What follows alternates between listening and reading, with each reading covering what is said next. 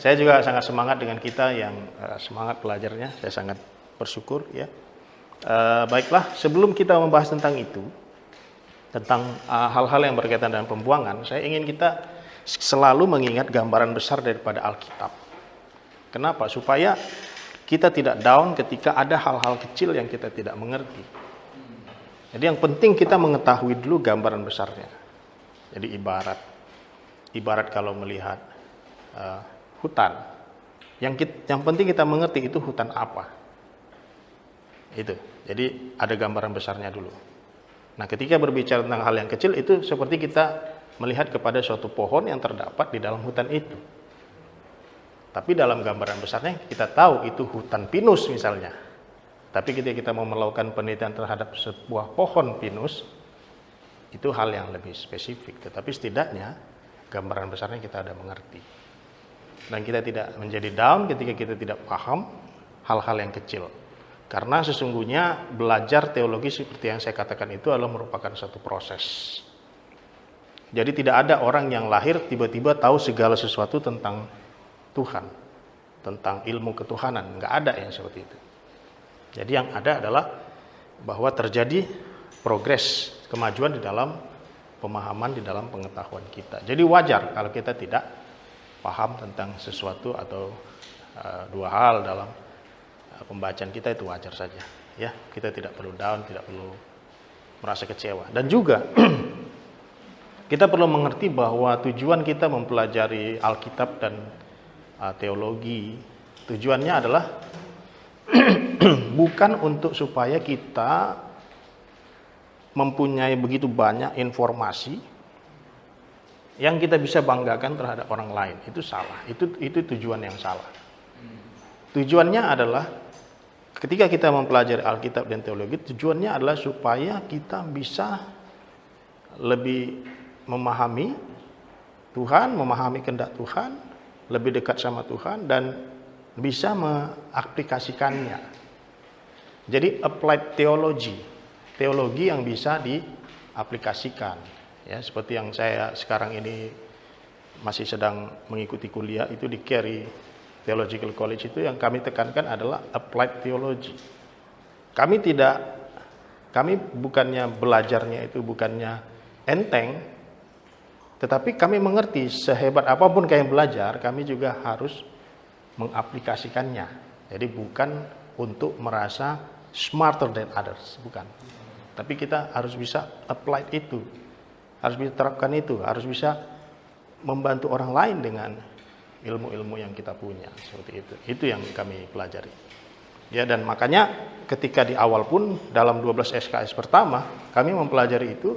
Setelah mempelajari teologi yang cukup rumit, setelah itu kami mempelajari pastoral teologi, pastoral counseling. Tujuannya apa? Untuk nanti dalam rangka kita bisa membantu orang lain, menolong orang lain. Itu tujuannya kita belajar.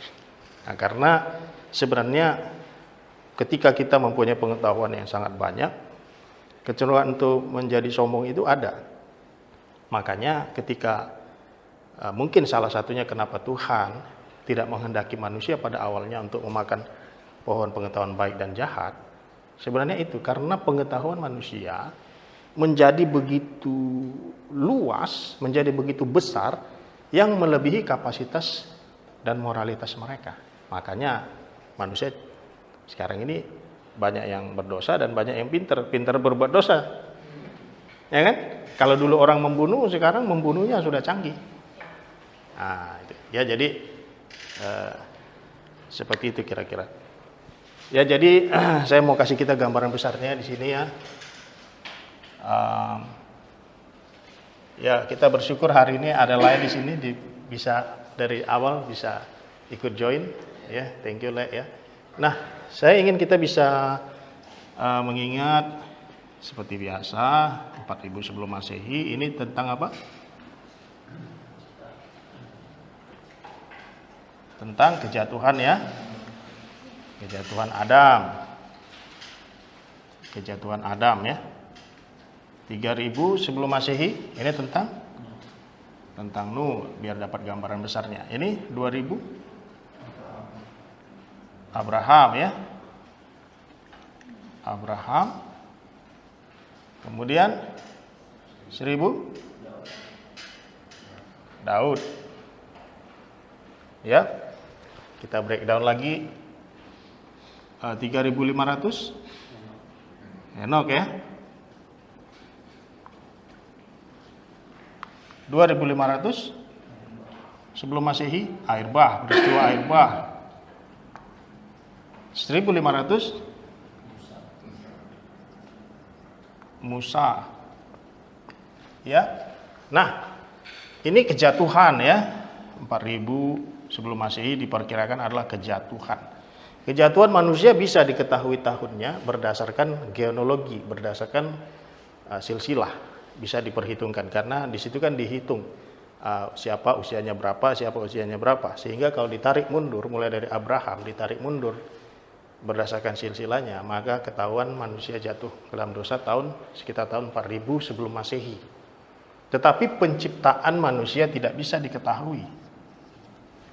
Nah, penciptaan manusia tidak bisa diketahui tanggalnya, tidak bisa. Karena itu berada di dalam kekekalan, artinya waktu itu manusia masih belum terbatas usianya, ya. Nah, yang saya ingin kita mengerti bahwa dari Kejadian pasal yang ke-1 sampai Kejadian pasal yang ke-12 ini adalah rentetan peristiwa sejarah yang sangat panjang sebetulnya. Ya, ini sebenarnya sejarah yang sangat panjang sebetulnya. Sampai kepada penciptaan langit dan bumi, penciptaan malaikat. Nah, ini panjang sekali. Tetapi di dalam pasal 1 sampai pasal 11 itu sepertinya Alkitab itu berbicara dengan sangat cepat tentang semua ini dari pasal 1 sampai 11. Ya. Dia berbicara tentang penciptaan, ya.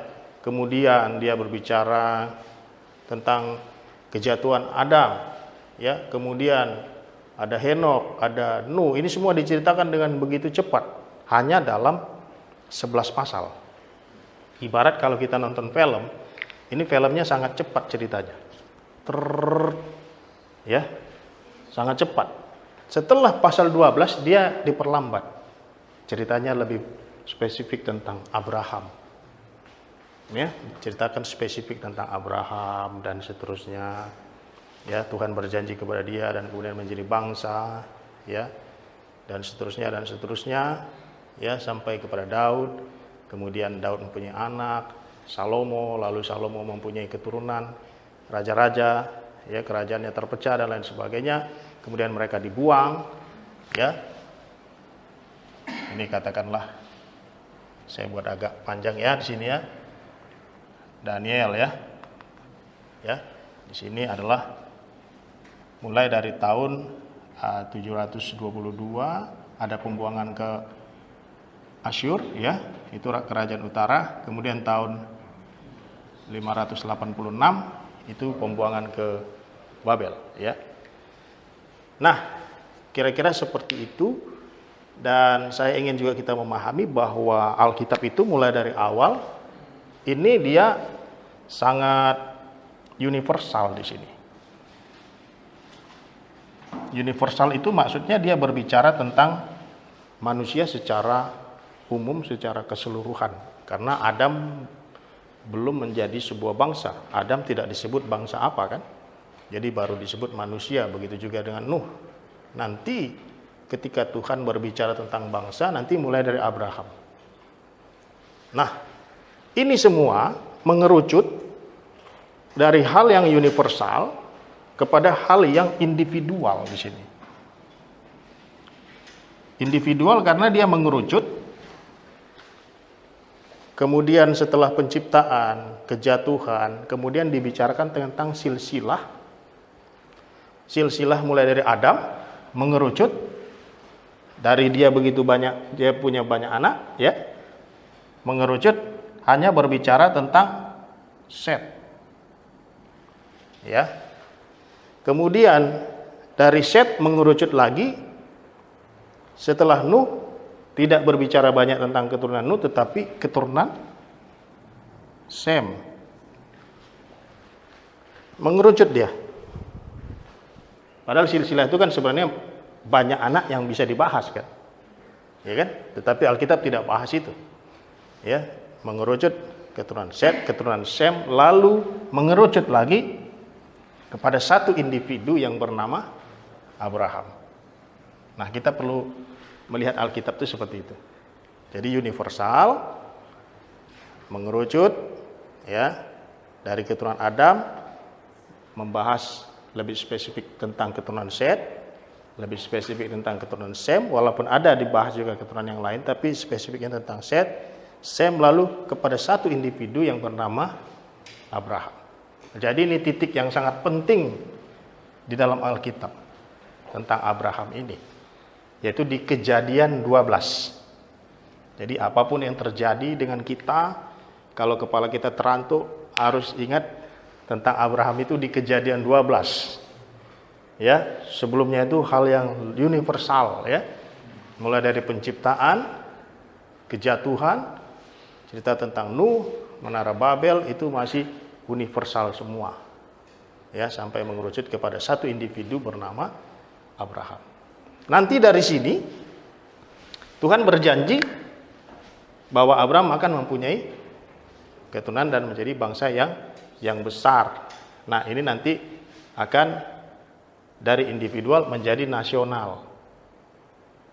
Nasional. Asal katanya nation, menjadi bangsa. Mulai melebar lagi. Tadi mengerucut dari individu, dia mulai melebar lagi jadi satu bangsa.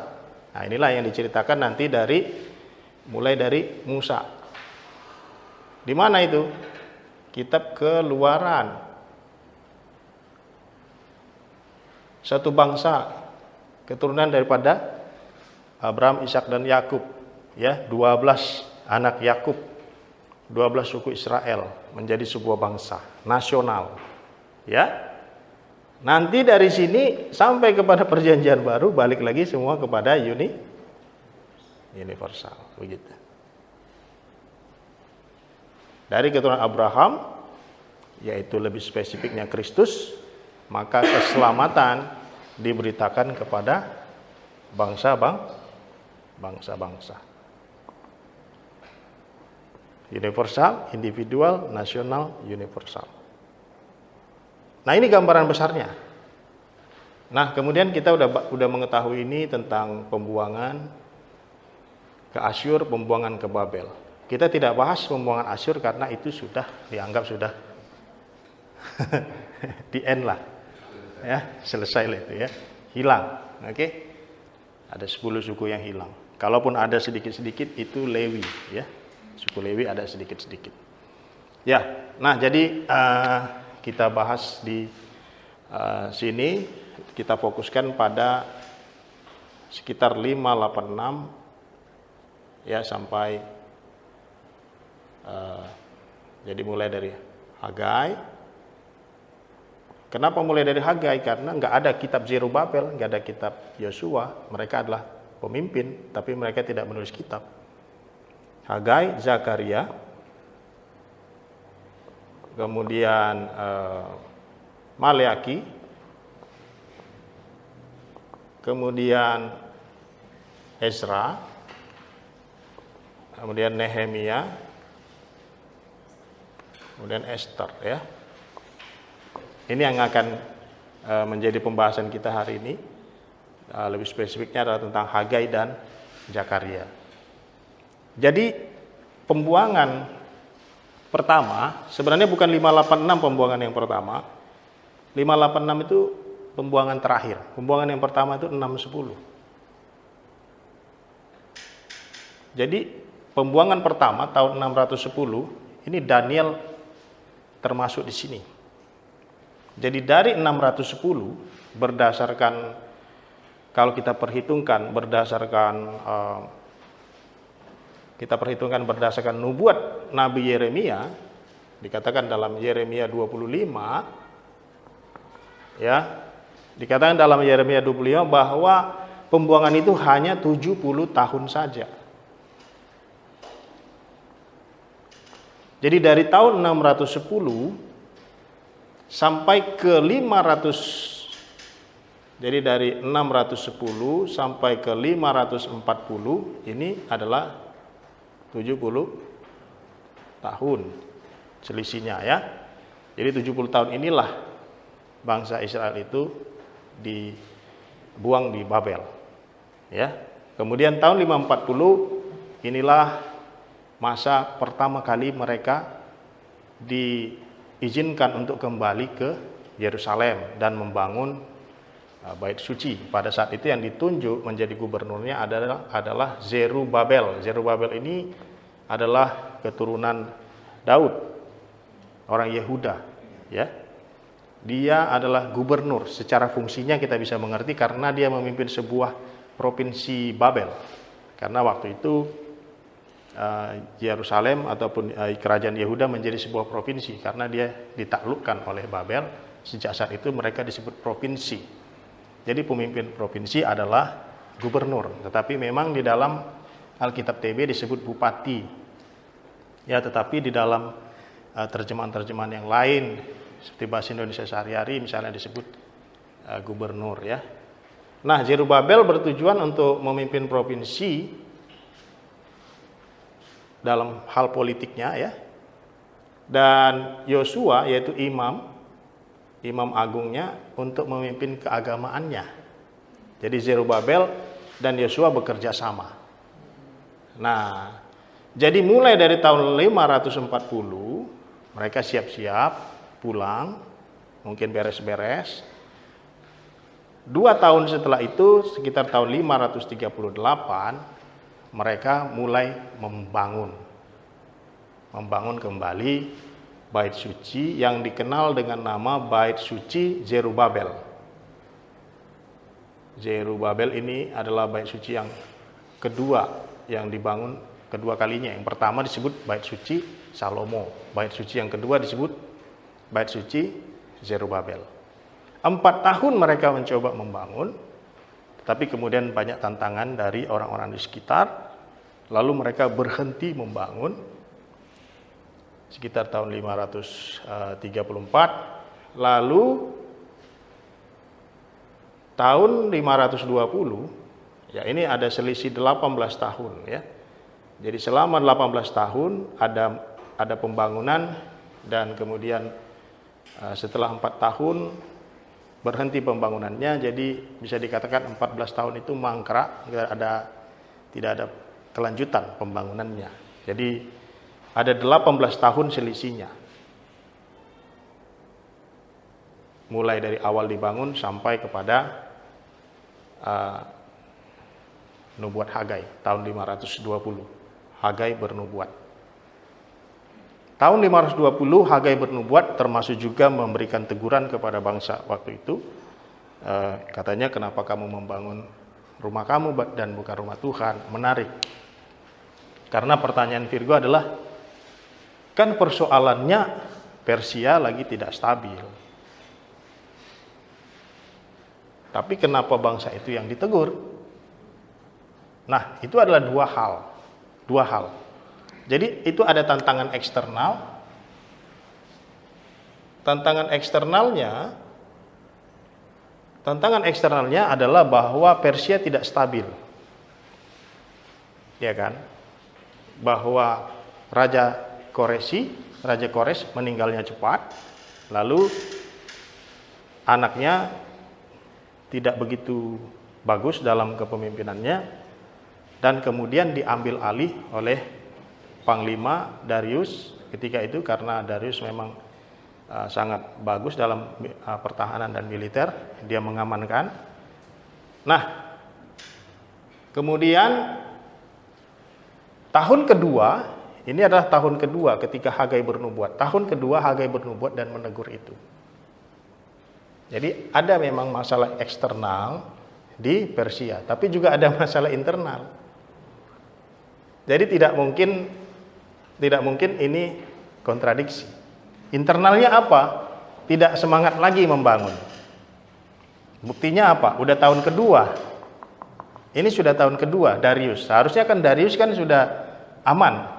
Karena Darius rajin mengirim tentara-tentaranya ke provinsi-provinsi untuk mengamankan, jangan ada pengacau-pengacau.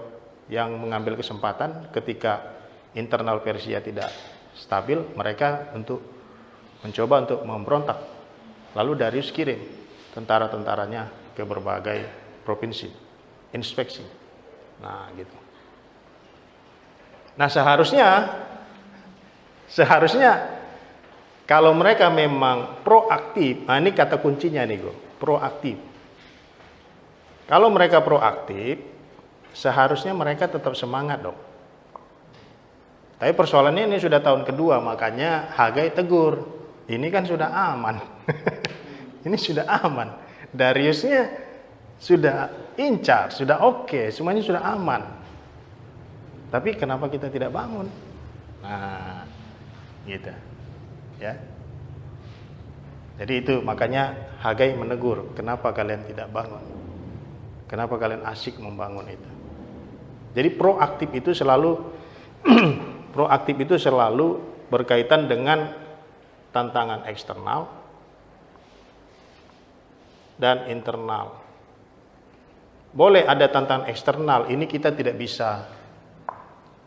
bisa kita hindari. Selalu ada tantangan eksternal dalam hidup kita.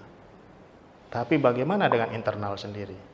Bagaimana dengan motivasi? Bagaimana dengan semangat kita? Ini yang ditegur. Mereka tidak punya semangat lagi di dalam membangun bait suci, maka ditegur. Kalian pikir sudah waktunya buat kalian membangun rumah kalian, gitu. Bangun dulu itu rumah Tuhan, katanya gitu. Kita harus mengutamakan Tuhan, intinya begitu. Nah, Hagai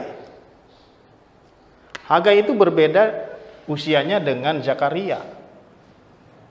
Hagai itu hanya menulis 2 pasal. Jadi usianya sekitar 80 tahun lah waktu menulis itu. Zakaria ini masih muda. Tapi mereka berteman. Nah, ini bagus nih. Ya. Orang tua dan orang muda berteman, ya. Mantap ya. Ini dua-duanya nabi tapi friend. Dan mereka bernubuatnya itu seperti bergantian gitu. Tetapi nubuat Hagai tidak panjang, hanya tahun 520 saja, setelah itu tidak ada lagi. Mungkin saja dia sudah meninggal. Ya, karena dia sudah tua. Dan Zakaria masih terus lagi. Ya. Pada pasal 9 itu adalah nubuat Zakaria yang dimana dia sudah tua. Pasal 1 sampai pasal 8 dia relatif muda. Gitu. Jadi ada perbedaan usianya di situ ya. Nah, sekarang kalau tadi bilang Hagai sudah jelas, amin, puji Tuhan, intinya tentang mengutamakan Tuhan, mengasihi Tuhan. Tentang Zakaria tadi yang lebih banyak kita yang kurang jelas ya, tentang Zakaria ya. Nah, tentang Zakaria, saya ingin supaya kita memahami bahwa Alkitab Perjanjian Lama, begitu juga dengan Alkitab Perjanjian Baru, ketika berbicara tentang nubuat, biasanya dia mengandung nubuat jangka pendek dan nubuat jangka panjang. Nah, kalau di dalam kitab Zakaria itu ada yang namanya nubuat jangka pendek dan ada yang jangka panjang. Jangka panjang itu yang dari pasal 9 sampai habis itu berbicara tentang Mesias, tentang Kristus itu. Jangka panjang itu banyak. Tapi pasal-pasal sebelumnya itu berbicara tentang yang jangka pendek. Tapi kita harus memahami bahwa Zakaria, begitu juga dengan Tuhan yang memberikan penglihatan kepada Zakaria, tidak mungkin mengirim pesan yang tidak nyambung dengan konteks mereka. Konteks mereka saat itu apa? Bahwa mereka harus membangun bait Allah, bait suci, dan Zerubabel dan Yosua tidak semangat lagi, merasa gagal, ya, dan tidak melanjutkan pembangunan bait suci, mengalami tantangan dan lain sebagainya. Ya, itu kan konteksnya. Berarti nubuat-nubuat Zakaria dapat diperkirakan berkaitan dengan itu. Gitu aja caranya. Karena tidak mungkin dia mengirim pesan nggak nyambung dengan konteksnya. Contoh, ketika dia berbicara tentang adanya menorah, adanya kandil ya. Kandil itu kan yang kayak gini tuh. Gimana tuh? 7 kan? Tuh, kok Henry benar tuh. Berapa ini sudah? 3. Nggak pintar saya gambar, makanya begini. Cocoknya siapa ini? Bro Chris ini. 7 lah, ini anggap 7 lah ya. Repot kali pun ya. Ya. Lalu di sini ada pohon. Di sini ada pohon. Lalu kan ditanya, itu apa? Menorah ini selalu melambangkan tentang roh Tuhan. Roh Kudus, roh Tuhan. Artinya berbicara bahwa kemenangan kalian, keberhasilan pembangunan bait suci, itu semuanya karena Tuhan. Jadi selalu menorah selalu melambangkan roh Tuhan. Roh Kudus ya. Jadi itu adalah karena Tuhan gitu. Yang 2 ini udah dijelaskan oleh malaikatnya tadi siapa? 2 orang pilihan. Siapa? Zerubabel, Yesua. Memang mereka gagal, tetapi Tuhan tetap memilih, tetap percaya, tetap semangat dengan mereka berdua ini. Ya.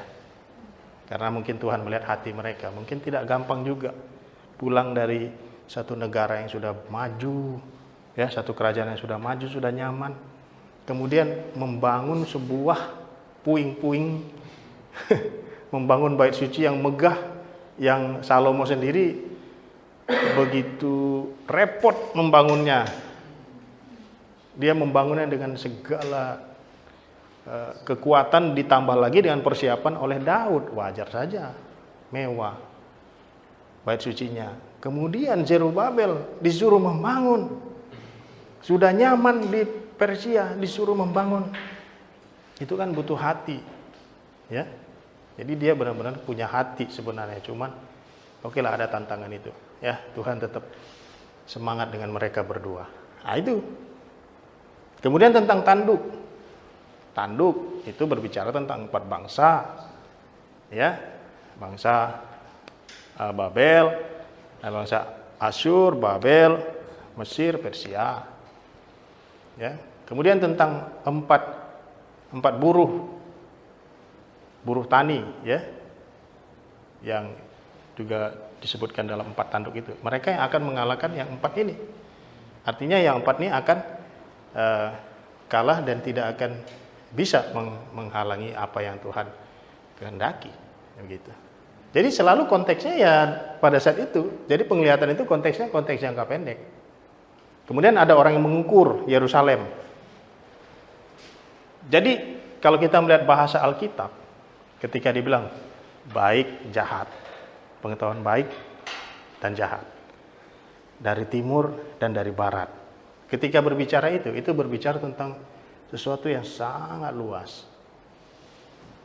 Pengetahuan yang baik dan jahat artinya ketika kita memakan buah itu, maka pengetahuan kita itu akan sangat luas, melebihi kapasitas moralitas kita. Gitu. Tentang ketika Tuhan mengatakan, dari timur dan barat akan duduk makan bersama dengan Abraham, bukan berarti hanya dari timur dan barat. Tapi artinya dari berbagai wilayah, dari berbagai tempat yang jauh, Tuhan akan mengumpulkan orang-orang yang percaya untuk duduk dan makan bersama dengan Abraham. Ketika berbicara tentang mengukur, mereka mengukur Yerusalem, ada seseorang yang mengukur Yerusalem, artinya apa? Kamu ukur itu terlalu besar. Karena apa? Karena ada Tuhan yang maha besar. Dia akan merealisasikan bait sucinya. Kamu tidak bisa mengukur dia, kamu tidak bisa memandang dia rendah. Kamu tidak bisa memandang dia enteng gitu. Itu maksudnya. Jadi kaitannya semuanya pada jangka pendek itu. Jadi akan lebih gampang kita melihat artinya ketika kita mengetahui konteksnya pada saat itu. Karena apa? Karena itu adalah nubuat jangka jangka pendek. Kenapa harus ada nubuat jangka pendek dan nubuat jangka panjang? Contoh ketika Tuhan Yesus mengatakan, bait suci yang Zerubabel ini, atau bait suci Herodes, karena Herodes yang merenovasi, bait suci Herodes ini akan runtuh. Dan nubuat Tuhan Yesus digenapi pada tahun 70 Masehi. Ya. Tetapi setelah itu Tuhan Yesus berbicara tentang akhir zaman yang lebih jauh lagi daripada tahun 70 Masehi. Artinya apa? Artinya begini.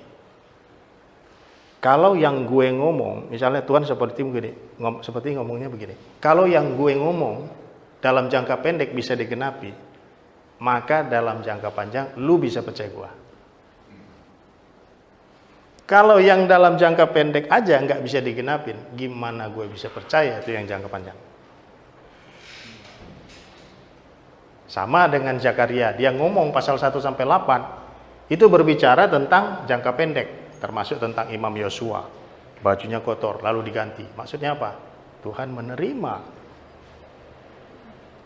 Yosua untuk menjadi imam dan melanjutkan pembangunan dan mengadakan peribadatan di dalam bait Allah. Itu artinya. Jadi itu aja kita lihat. Lalu pasal 9 dan seterusnya itu berbicara tentang Mesias lebih jangka panjang. Alkitab kita keren. Kalau hanya berbicara jangka panjang, gimana ya? Jangka pendeknya nggak ada nih, gitu kan? Gitu. Iya benar. Ya kan? Sama dengan relationship kita. Kalau relationship kita yang sekarang, kita bisa merasa yakin satu sama lain, kita bisa yakin jangka panjang. Kan gitu. Begitu juga dengan Tuhan. Nubuat jangka pendek bisa kita percaya, bisa digenapi. Jangka panjang, lu bisa percaya. Ketika Yesus bilang, nanti saya akan datang kedua kalinya. Bisa nggak kita percaya? Bisa, karena nubuat-nubuat jangka pendeknya terjadi. Begitu juga dengan nubuat-nubuat Zakaria yang lain. Itu PR kalian lah itu. Kalian coba artikan. Ini artinya. Jangka pendeknya, itu. Ya, Imam Yosua itu kan jangka pendek. Oke, itu saja yang saya bisa bagikan. Semoga bisa menyemangati kita. Tuhan Yesus memberkati. Amin. Thank you.